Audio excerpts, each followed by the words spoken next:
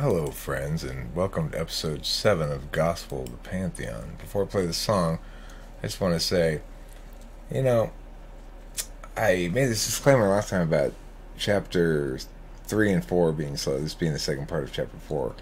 But as I was sitting here thinking about it, and I really enjoyed reading the last chunk of it, and, it's possible that, because I didn't really get any, very much feedback on this book at all, ever, from anybody, really.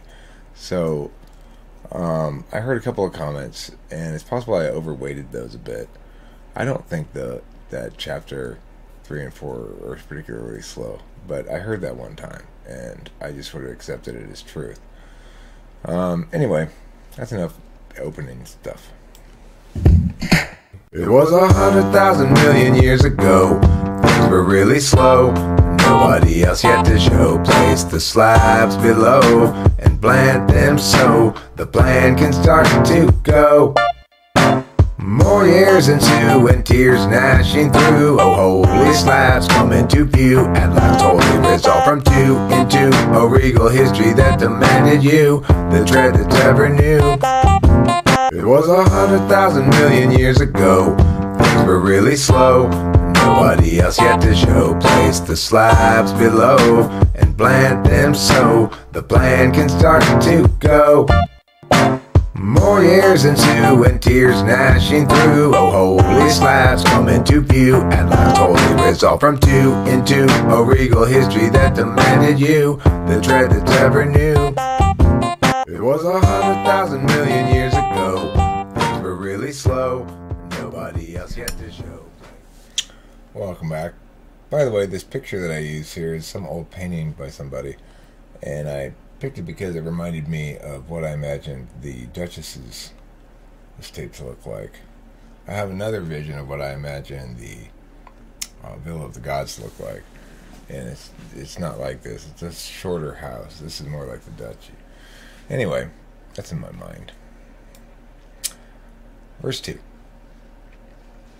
of chapter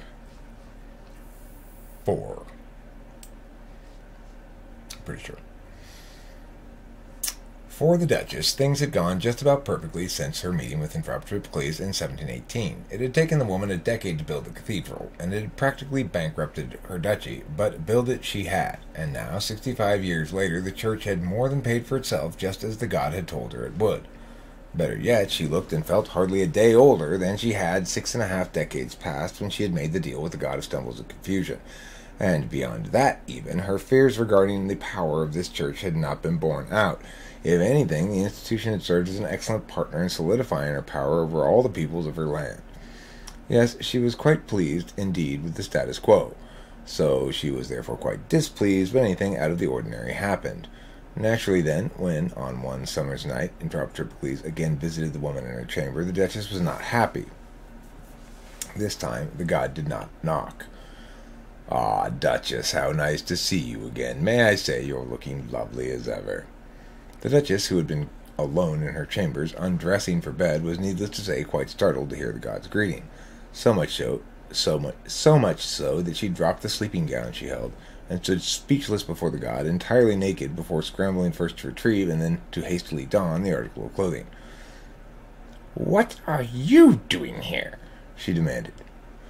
"Why didn't you announce yourself before just poofing in here? Can't you see I'm dressing?" "That is precisely why I elected not to knock, good lady," said the god. "So comely a woman as yourself ought to be admired, and knowing that you remain unmarried, and given that I find you here preparing for bed alone, I suspect that such admiration occurs far too infrequently." The Duchess finished pulling her sleeping gown over her head, and not until she had assured herself that it was all the way on did she answer. "I allow that sort of admiration on my terms, God," she said firmly, "and precisely as frequently as I desire it. Marriage, please." "Fair enough, but there are other reasons for marriage, what of children, for example?" asked Emperatrix. "Aren't you interested in preserving your lineage?" "One needn't marry to do that either," said the Duchess, folding her arms and glaring at her unwanted guest. "The legitimacy of an heir would be irrelevant until after my death, so why would I care about that? On the other hand, And if I were to marry a man, that man would become Duke. I could not prevent that. I would afford him no real power, certainly, but he would still be Duke, and he would still meddle in my affairs. So you intend to bear an heir out of wedlock? Asked the god. No, I don't intend to have an heir at all. What need have I for one? I plan on living forever, or near enough. Besides, I'm quite sure that I'm barren, for I have not yet become pregnant, despite my share of dalliances, and for that I am muchly thankful. Children are filthy, needy little creatures. I have no interest in them whatsoever. Now, tell me why you are here, God. Surely it is not to discuss my uterus. What do you want? There's really no need to be curt with me, Duchess, said Entropiocles with a thin frown. He then walked within a few feet of the woman, and purposefully, in a low voice, he said, If anything, I ought to be greeted as a benefactor. Haven't things turned out just as I have promised? The Duchess looked hard at the god and caught a hint of anger in his eyes. It was something that she had not seen during the god's last visit, and it unsettled her. Though the Duchess had lost none of her imperious nature, she was not nearly as reckless as she had been at 16. This was a High Lord of the Pantheon, she thought, and he was not someone to take lightly, so she resolved to put on a show of politeness. She forced to her face a chagrined smile and looked down for just a moment. Indeed, they have turned out well, High Lord, she said. Please forgive my rudeness. I was startled is all, and I forgot my manners. Abruptly, the god's usual devious grin returned. Of course, my dear, think nothing of it at all. I understand how it is when one is caught off guard. Now resigned to having a guest, the Duchess attempted to be gracious. Seeing as the night is warm and the moon is full, perhaps we can talk on the balcony, she suggested. The god indicated for the woman to proceed, then followed her outside and took the seat across from her. Wine? Asked the god. Certainly, responded the Duchess. And just as before, the god conjured up a bottle and glasses and poured the vintage for both of them. I must say, Duchess, began the god, that I am very pleased with the church you built for me. It's quite a grand affair. Yes, well, thank you, she answered. I rather expected to see you when it was completed. I figured you'd at least want to inspect it. One of your brethren, Curtis, attended the ceremony, you know. Well, he popped in briefly, anyway. Yes, I know, and he affixed to my church that most unfortunate name. But there's nothing to be done about it. He is the god of naming things, after all, replied Entropiocles. The Duchess sipped her wine and waited for the god to continue. When he didn't, she spoke, if only to fill the silence. You know, I kind of looked over my shoulder for the first 10 years or so after the cathedral opened. I kept waiting for you to come, perhaps to instruct me on how to select the clergy for your church, or tell me what to do next. But the building has been completed now for, 50 years, 60? It's been nearly 70 since the last I saw you. That's an awfully long time. I concluded long ago that my business with you was over, and that you had judged my execution of the task assigned to be at least adequate. Oh, my dear, much more than merely adequate, said the god. You built my church carefully and well, and I must say I was most impressed by the speed with which it went up, too. The god paused to drink. He looked out into the night. I mean, for one thing, said the god, I had thought it would be some time before the title passed from your father on to you. I thought it might be decades before you would even be able to begin. This last bit caught the Duchess by surprise. He had an unfortunate accident, she said. It was the very night you visited me last, in fact. He fell down the stairs, apparently while going to relieve himself. The Duchess let no suspicion slip into her tone when she said this, but it had been obvious to her then, and was obvious still, that the god had been behind her father's death. Entropiocles surely knew that she understood this, so the Duchess interpreted his bringing it up as a bit of a threat. She wondered what he wanted her to do this time, and how much she was going to dislike doing it. I'm terribly sorry for your loss, said the god. That was a long time ago, but thank you. They both sipped their wine and studied the moonlit grounds until at last the High Lord of Stumbles and Confusion returned his eyes to the woman across from him and spoke. I imagine you'd like to know why I'm here. The Duchess nodded. 2 reasons, really, he said. The first is, I am in search of a gift for High Lord Accutron, and I would like you to be responsible for acquiring it. Anything in particular? Yes, something quite specific, and I wish you to acquire it precisely as I will now describe, so listen carefully. The Duchess indicated that she understood and was ready, and then Entraptripicles told her all the details of what she would need to do. It took quite a while. "A contest, eh?" asked the woman, when at last the god had finished. "All right, a strange request, but certainly one I can accomplish. What's in it for me?" "My continued affection. I ask you to do this as a favor for me. Perhaps I will give you something in return, something that at some point you will find valuable. But that remains to be seen." In her younger years, she would have negotiated fervently, but as she had aged, she had come to understand the advantages of winning the favor of those with power. Her efforts on this night, in fact, were no less vigorous than they had ever been, but her tactics were substantially more subtle. "Very well," said the Duchess. "It's a small thing to ask of me. I will gladly do a high lord this favor." "Excellent, Duchess, thank you." "And the second matter, you said, I believe, that you had 2 reasons for coming to see me." "Yes, well, as I mentioned before, Duchess, you're a very comely woman and much deserving of attention, deserving, in fact, of a more thorough and satisfying attention than any mortal man can offer you. And I was hoping that you might allow me the pleasure of sharing your bed tonight. Of course, feel free to decline. I would not force my company upon any woman who did not wish it."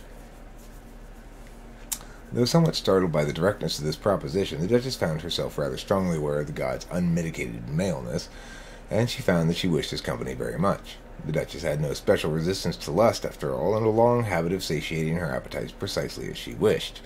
It did not occur to her that her acquiescence on this occasion might be anything but another instance of the same.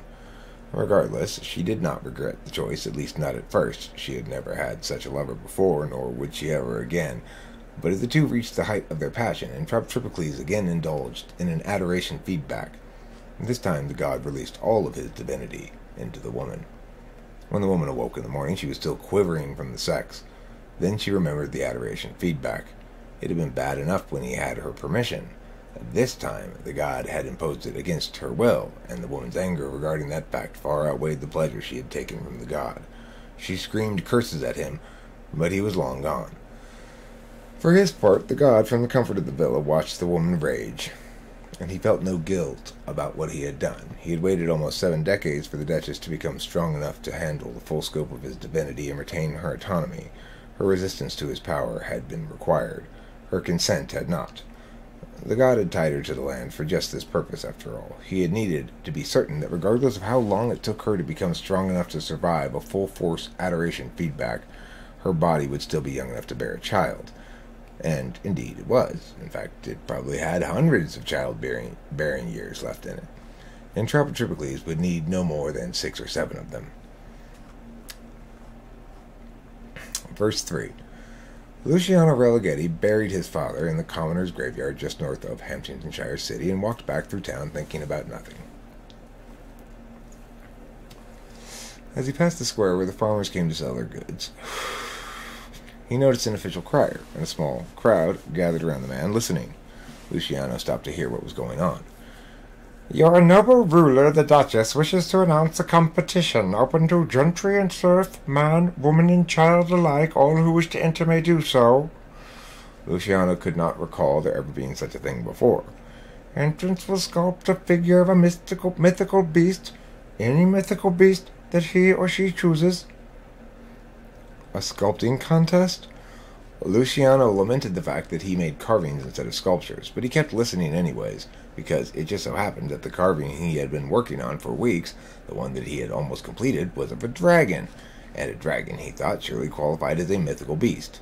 Luciano had never seen a real dragon at any rate, and he was fairly certain that they did not actually exist. "An award of 4 ounces of purest gold will be given to the one who enters the best work." Hearing all this, Luciano decided he might just try to enter his carving after all. Luciano made his way back towards his quarters on the grounds of the estate, thinking about the contest and the fortunate coincidence that he had a mythical beast already in the works, and he wondered if he had any chance to win. He thought they might just tell him that's not a sculpture, that's a carving, and send him away, but he figured it was worth a shot anyways. When Luciano reached the door to his quarters, he called out to his father to tell them this news about the contest. Then he remembered that his father was gone, and would not ever be home again. At that moment the young man understood death for the first time and fell to his knees beside his father's bed, and he sobbed into his father's rough blanket, and he knew true despair, for he was alone. Luciano Relighetti began his job as a groundskeeper the next day. The groundskeeper foreman, upon seeing how little the young man knew about the work, partnered him with an older and experienced man named Guri. Guri had known Kempago. He had worked with the elder Relighetti on occasion and had heard the old man talk proudly about his son. So although Luciano had never met Guri, Guri felt as though he knew Luciano, and Guri was therefore very sympathetic toward the young Relighetti and did his best to befriend him and to teach him how to do the work of keeping the grounds. Luciano, however, was unresponsive to the older man's friendly overtures. The young man saw his father in everything, and missed him so much that the sorrow made him incapable of purposeful or joyful living. Luciano worked all day and then returned to his quarters, and prepared his food and ate it, and then he slept. Luciano did not dream. The next day was the same, as was the next. On Sundays and Wednesdays, Relighetti went to the square in town to purchase potatoes and rice, carrots and bread, and sometimes a little meat, and then he returned to his quarters and put the food on the table beside the small wood-burning stove. The rest of the time he lay on his bed and wept, or simply stared at the empty bed his father had once occupied. After several weeks of this, Luciano thought about carving, and he picked up the dragon he had been working on before his father's death. He saw that the piece was very close to being finished, but instead of getting his knives, he returned the wooden figure to its place, and he lay back down on his bed. Luciano had always carved, knowing that when he was finished he would show the work to his father, and that it would make the old man happy. Perhaps that had been the only reason he had ever done the work. One day, a month after Luciano began his job as a groundskeeper, he and Guri were working in the rose beds, pruning and pulling out the weeds. It was a hot day, and both men knelt in the dirt beneath wide-brimmed hats. Sweat dripped from Luciano's nose, and because the heat discouraged conversation, neither man spoke. The stillness stretched on for hours, so when Guri finally broke the silence, the sound of the man's voice rattled oddly in Luciano's ears. "Have you heard about this mythical beast contest, Luciano? You know how to do that sort of thing, don't you? To make sculpture of a beast." Luciano stopped digging out the weeds for a second and wiped his face with the back of his hand.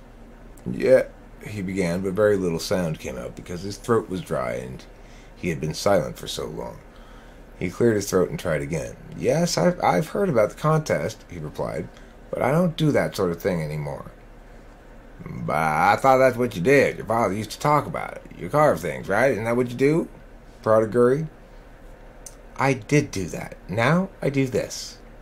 Luciano did not like it when Guri spoke of Kempago. The young man then looked up to see where the sun was in the sky and adjusted his hat and resumed digging.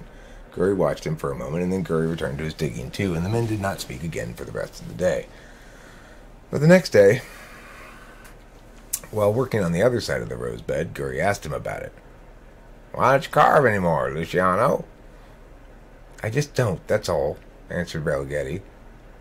"Well, I really think you should think about making the beast for the contest. It's a big award for the winner.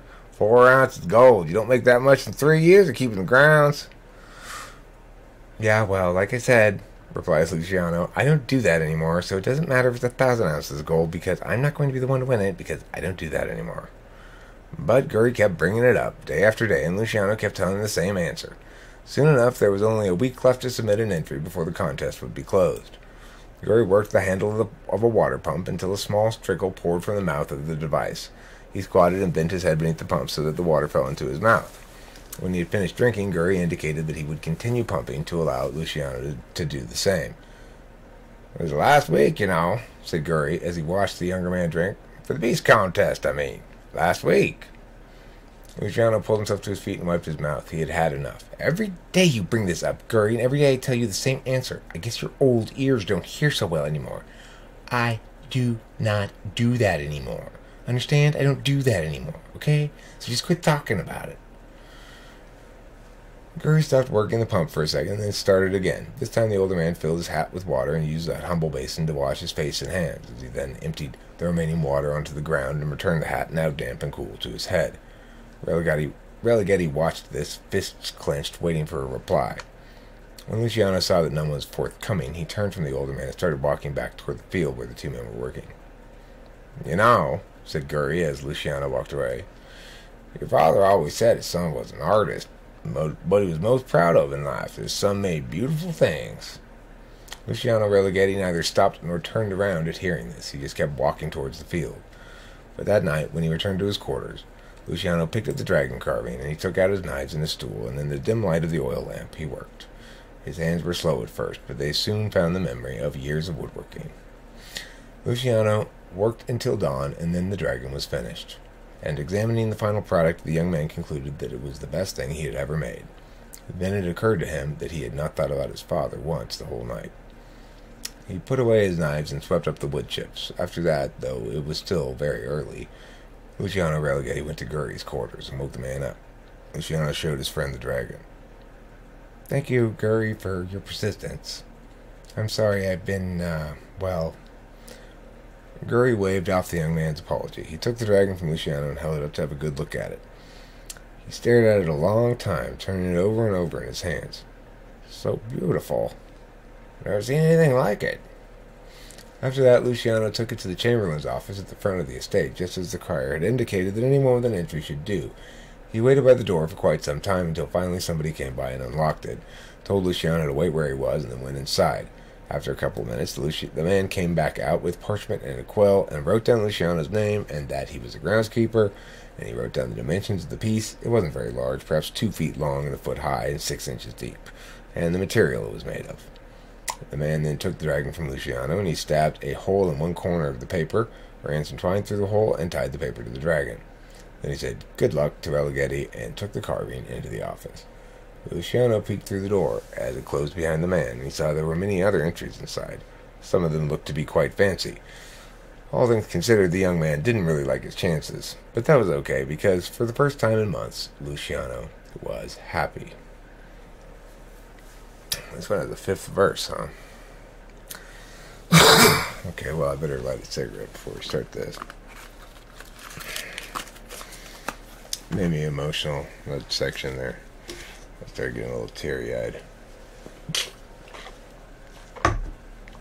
Don't worry, most of the book's not mushy like that.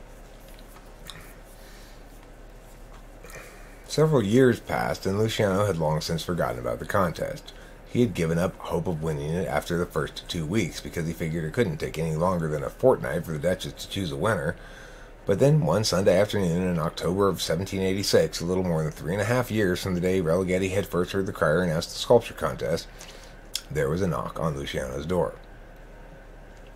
The young man went to see who it was and discovered the Duchess herself standing outside in the fading autumn sun, holding the dragon in her right hand. "Are you—" She looked at the paper she held in the other.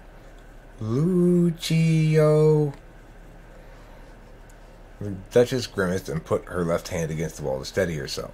Luciano watched this in silence, uncertain what to say or do. At last the woman's discomfort passed, and she spoke again. "Did you make this?" she said, and she held up a dragon to indicate she referred to it. Luciano was naturally very surprised to see the Duchess at his door holding the dragon, but what was just as surprising was that the noblewoman appeared to be pregnant.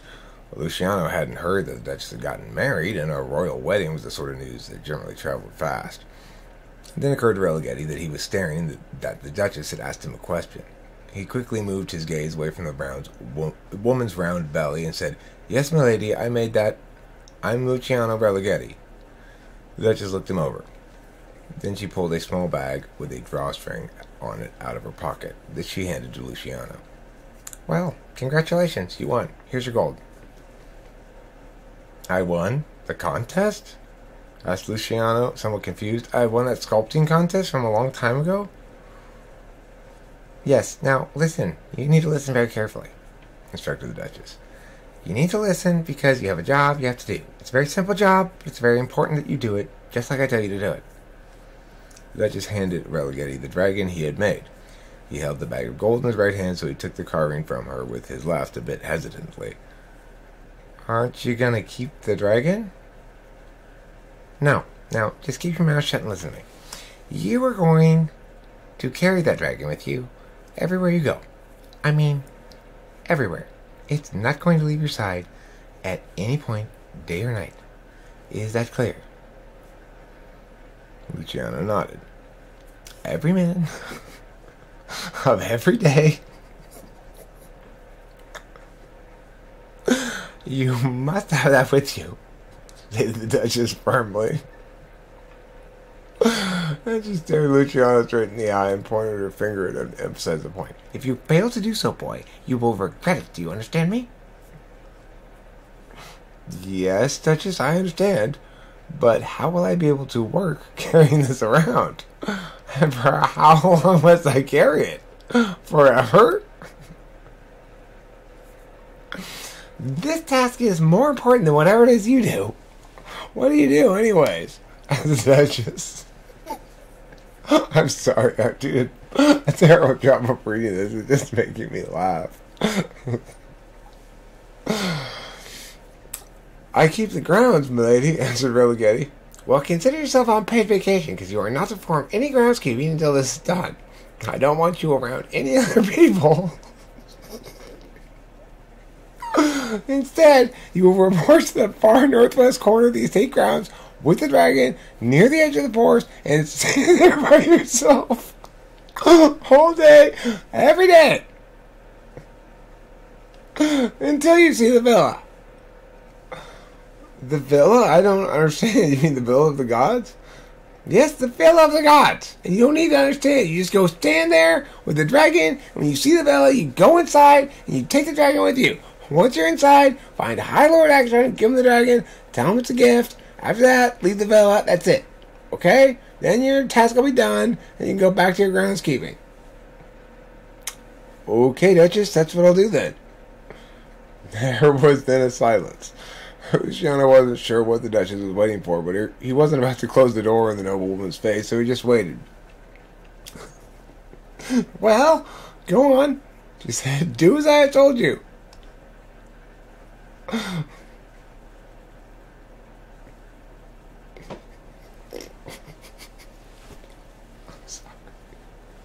don't know why this is making me laugh so much. Oh, you want me to go right now? Asked Luciano. He glanced at the sun and saw it was low in the sky. But it's almost dark, my lady. The Duchess crossed her arms and stared at Luciano. Okay, I'll go right now then, Duchess. Sorry. Luciano looked around him for a place to put the gold and settled on stashing it behind a couple books on a shelf. He didn't really want the Duchess to see where he was hiding it, but there wasn't anything he could do about that. She was standing in the doorway still, staring at him, arms folded and looking impatient. So he just stuck it behind some books, then shifted the dragon into his right hand and made his way out the door. The Duchess moved aside to let him pass. Luciano closed the door behind him. The Duchess waited and watched until she saw him walking towards the northwest. Then she turned and waddled back toward her estate, pregnant, uncomfortable, and very, very angry at Triplicles. As soon as Luciano was sure the Duchess was out of sight, he turned right around and headed back to his quarters. But the next morning, he got off to an early start and made it out to the northwest corner of the estate by mid-morning. The young man explored the isolated area until he found an inviting spot, and he sat down there with his back against the broad trunk of an old willow tree. At first, Luciano kept a vigilant watch, scanning in all directions, looking for any sign of the villa. But all he saw were plants and birds, and the wooden posts and the wire fence that marked the edge of the Duchess's estate. So it wasn't long before he stopped looking. This was a terribly boring job the Duchess had assigned him. Just sitting here doing nothing was worse than keeping the grounds. Tomorrow, thought Luciano, he'd bring his knives. There were plenty of fine pieces of wood strewn around here, but that was tomorrow, and right now was today, and he had nothing to do. So while it was still only late morning, too early for a midday meal, he decided to eat the lunch he had packed himself just because it was an activity. Predictably, the food made Luciano sleepy, so using his coat for a pillow, Relighetti stretched out in the dappled shade of the tree, and soon he was asleep. Luciano awoke maybe an hour later, confused about where he was and anxious that somebody might have caught him sleeping. But when he sat up, he saw it, right in front of him, where before had been just a big empty meadow, was the Villa of the Gods. The front gate was literally no more than 10 feet away. It was so close, in fact, that the branches of the willow tree under which he sat hung over the villa's stone walls and into the grounds of the villa proper. Luciano grabbed his dragon carving and stood up and walked to the gate. Now, Campago, before he had died, had told Luciano all about the time that he had gone to the villa, so Luciano had thought he had some idea what to expect, but as he strode up the long walk, he realized that what he had imagined, listening to his father's story, was nothing compared to the actual thing. The building itself was very large, but no bigger than the Duchess's manor. In every way, In every other way, however, the villa was wholly superior to any other dwelling he had ever seen. Foremost, the place was absolutely spotless everywhere he looked. The structure itself was made of some sort of gleaming white stone, as was the walkway, and the windows were framed in a complementary cream-colored wood. The door was charcoal gray and made, by the looks of it, from slate. The lawn perfectly cropped, and all the flowering plants were in bloom. Luciano was very impressed with whoever kept the grounds here. At last, he reached the door and went through it and entered the building proper. He stood in the foyer and studied the space. There was a bar to his right and a sunken room to either side. It was just as clean, if not cleaner, inside than it had been out front. He had never seen such cleanliness. Noting his own dusty clothes and dirty boots, Luciano thought it best if he just stand where he was. "Hello?" he called out from his spot in the foyer. There was no reply. "Hello? High Lord Accutron? Are you home?" Nothing. Apparently he would have no choice. Religati walked into the main part of the house. He stepped very gingerly at first, but gradually made his way with a bit more confidence. It looked like nobody was home. He didn't explore the entire place. He never even made it upstairs, but he did poke around a goodly bit in search of Accutron, or failing that, some other god. He encountered nobody, and at last he found himself in the very same bar that his father had sat at. Luciano didn't know it was the same bar, of course. In fact, he assumed it was not, but the younger Religati did recall Campago telling him about sitting at a bar and about making 3 drinks by mixing as many different alcohols as possible. This had apparently brought the gods out for Campago, so Luciano thought he'd try the same thing and maybe he'd get the same results. Before too long, Luciano was sitting not only at the same bar, but in the very same seat that his father had sat in, and with 3 drinks in front of him like his father, and he peered through the glasses and watched the drinks swirl around just as his father had done. The only difference was that sitting atop the bar in front of Luciano, right beside the drinks, was the dragon. "Well, I guess today's the day," said a low, big voice from behind Religati. Luciano turned around and saw 2 men. Gods, he corrected himself. One was a stout-looking guy with incredibly large hands. The other was an olive-skinned fellow of slight build and average height. "Is this the same mortal as last time?" asked the stout one. His was the voice that had alerted Luciano to their presence in the first place. "It couldn't possibly be," said the other god, "but they do look remarkably similar. I'm guessing this must be his grandson?" Luciano didn't know what to say, so he said nothing. Well, are you the grandson of Campago Religati?" No, I'm his son, Luciano. Are you guys gods?"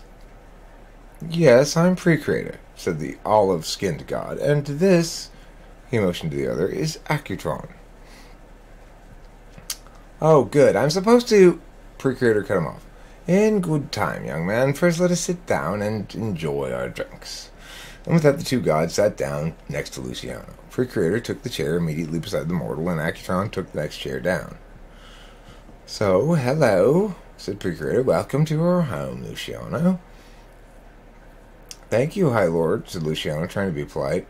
"I apologize for my appearance. I'm afraid I may have gotten some dirt on your rug." "Think nothing of it, boy." Pre-Creator waved off Religati's concerns. "The house cleans itself, you know." Accutron took a slug from his drink and grimaced. "Well, it's not quite as awful as the drink your father made me, I don't think," he said. This prompted Luciano to remember his own drink, which he still hadn't tasted. He lifted it to his nose and sniffed it cautiously before taking a sip. It wasn't very good, but having made it, the young man figured he'd better choke it down. He didn't want the gods to think he was wasting their liquor.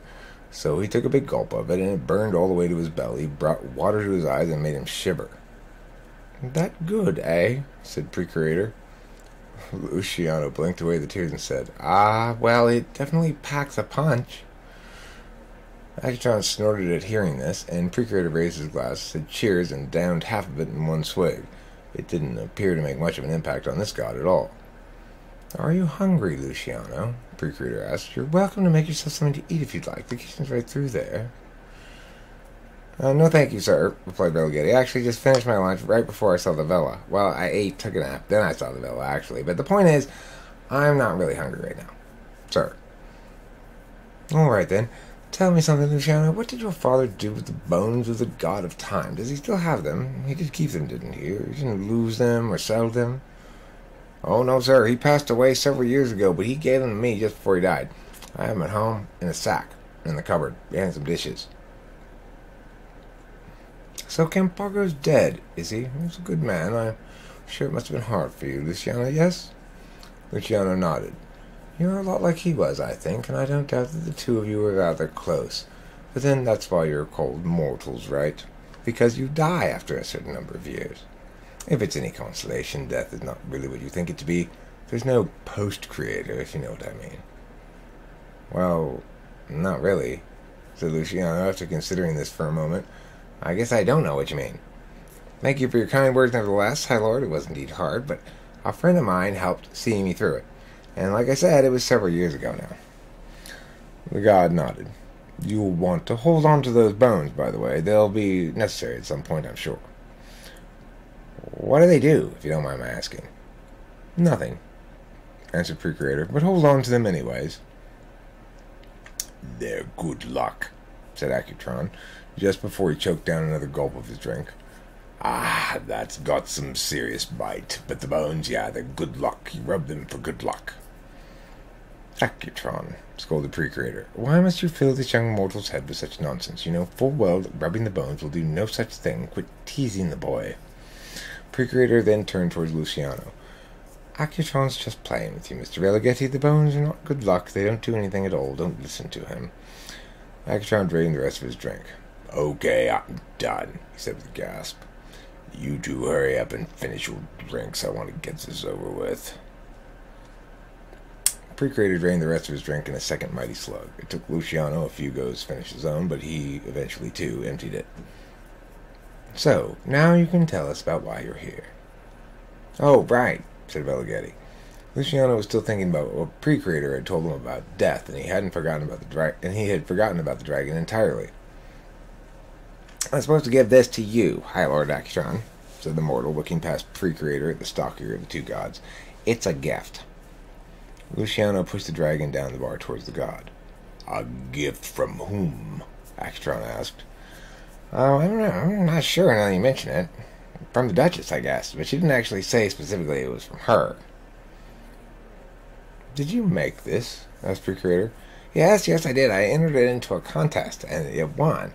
And I guess it was a contest to make a present for you, because when the Duchess came to give me my award, she told me to go to the northwest corner of the estate, wait till I saw the villa, and when I did, go in and find Accutron and give it to him. So I did go there, and Luciano trailed off because it was obvious that neither of the gods were listening to him.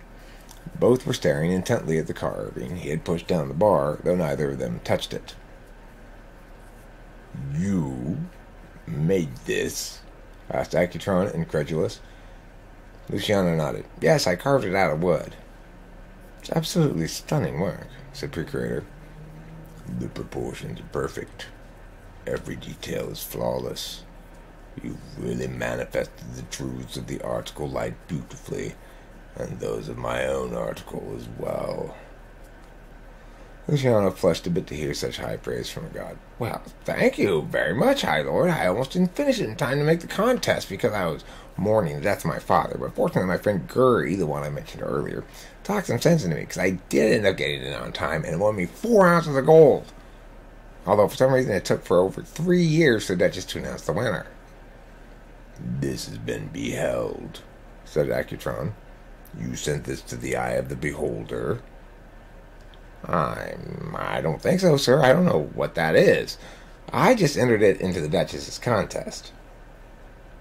She must have had all of the entries beheld, said Pre-Creator.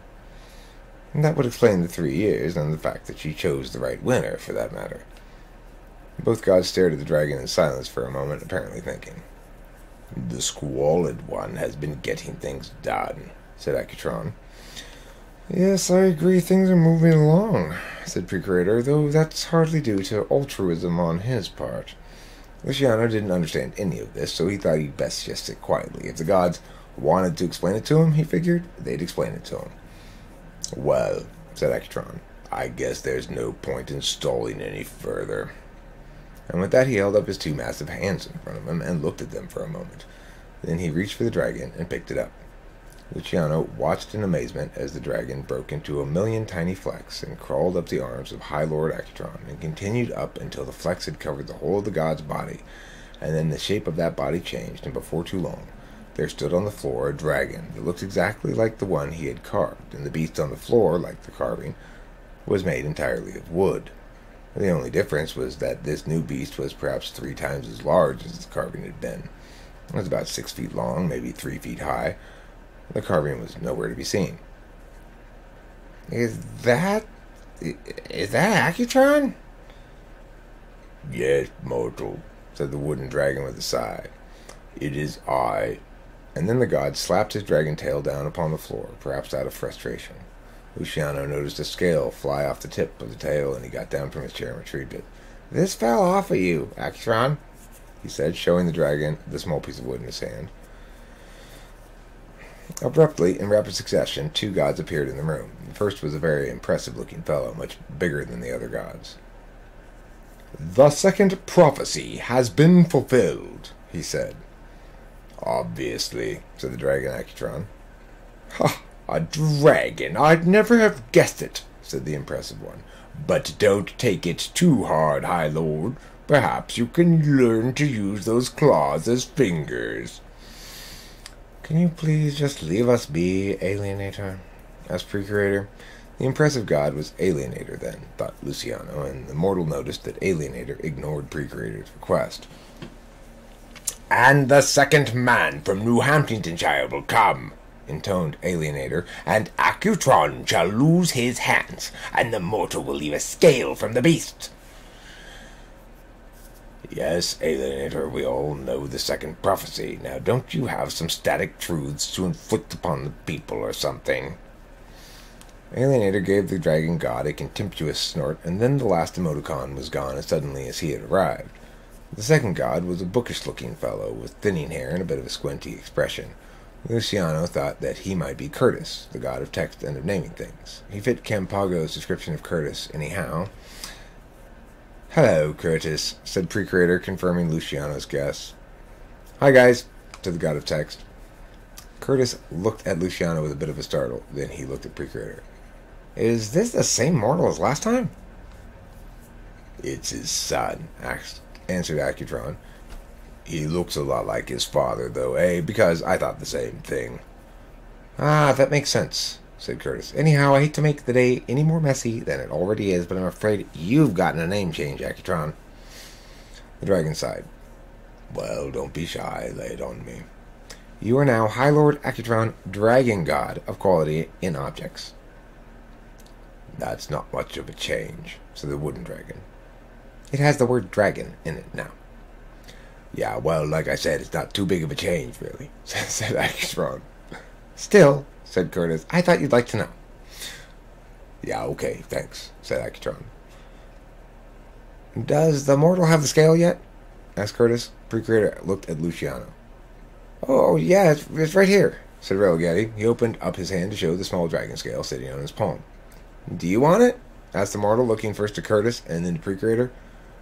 No, you have to keep it. That's the whole point. You take it home, put it in the sack with the bones of the god of time, keep it safe, don't sell it or lose it, okay?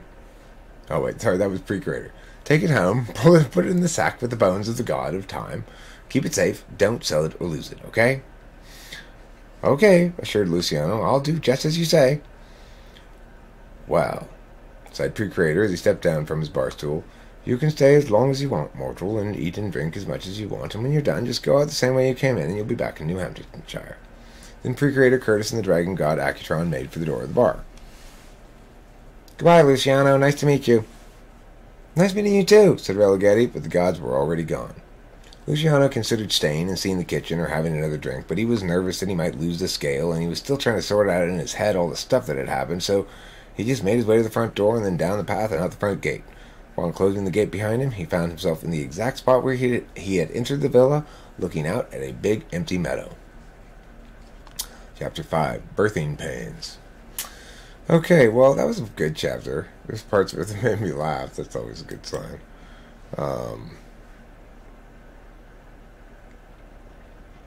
Yeah, I am enjoying this book. Anyway, thanks for watching, and hopefully you're enjoying it too. Here's the song, and then we'll say goodbye.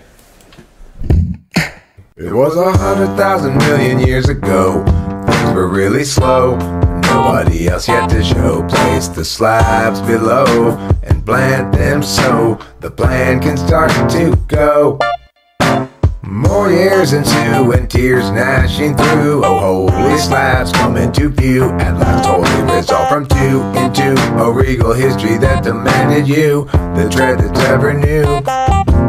It was 100,000 million years ago. Things were really slow. Nobody else yet to show. Place the slabs below and plant them so the plan can start to go. More years ensue and tears gnashing through. Oh, holy slabs come into view. At last wholly resolved from two into a regal history that demanded you the dread that's ever new. It was 100,000 million years ago. Things were really slow. Nobody else yet to show.